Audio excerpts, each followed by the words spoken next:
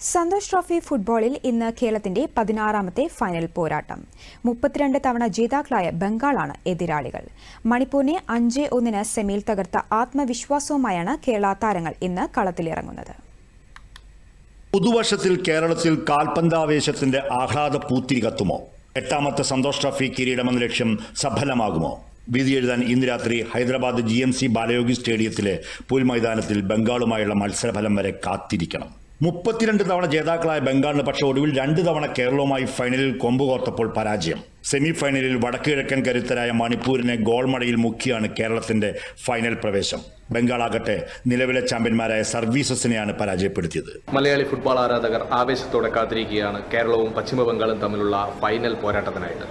47ാമത്തെ Santhosh trophy ഫൈനലിന് തയ്യാറെടുക്കുകയാണ് Bengal. കേരളമാകട്ടെ തങ്ങളുടെ 8ാമത്തെ കിരീടം ലക്ഷ്യമിട്ടാണ് ഇന്ന് ഇറങ്ങുന്നത്. കേരളത്തെ സംബന്ധിച്ചിടത്തോളം ഈ ടൂർണമെന്റിൽ ഏറ്റവും ശക്തമായ മത്സരം, ഏറ്റവും ശക്തമായ എതിരാളികൾ പശ്ചിമ ബംഗാളാണെന്നുള്ളത് ഒരു സംശയമില്ല.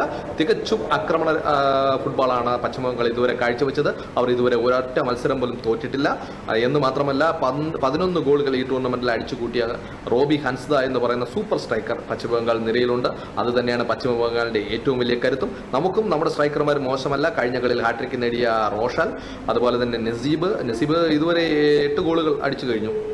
അതുപോലെ തന്നെ അജ്സൽ, ഇവരൊക്കെ കേരളത്തിൻ്റെ ശക്തിയാണ്. ഈ ഒരു ശക്തമായിട്ടുള്ള ആക്രമണ നിരയായിട്ട് പോകുമ്പോൾ നമുക്കൊരു വെല്ലുവിളിയായിട്ട് മാറാൻ സാധ്യതയുള്ളത് മനോജിന് കഴിഞ്ഞ കളിയിൽ ചുവപ്പ് കാർഡ് കണ്ടു, 2 മഞ്ഞക്കാർഡും ചുവപ്പ് കാർഡും കണ്ടു ഫൈനലിന് കളിക്കാൻ പറ്റാത്തതാണ്. അത് കേരളത്തിൻ്റെ പ്രതിരോധത്തെ എത്രത്തോളം ദുർബലമാക്കും എന്നുള്ളത് നമുക്ക് നോക്കാം.